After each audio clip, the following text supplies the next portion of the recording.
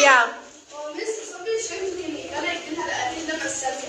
If someone try to kill you, can I self-defense myself? You can self-defense, but people understand the word of self-defense in a wrong way. فاكرة انه انا اللي هيضربني اضربه، اللي يشتمني اشتمه، اللي يزعق لي هزعق له. هو ده الدين؟ هو ده الدين؟ لكن self-defense يا روحي is about protecting myself.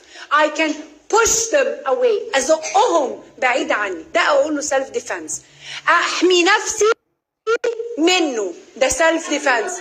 ازقه جامد جدا حتى لو جامد واضطريت ان انا اضرب، بس ان انا مش في نيتي ان انا عايزه اضربه، لا في نيتي ان انا عايزه ابعده عني.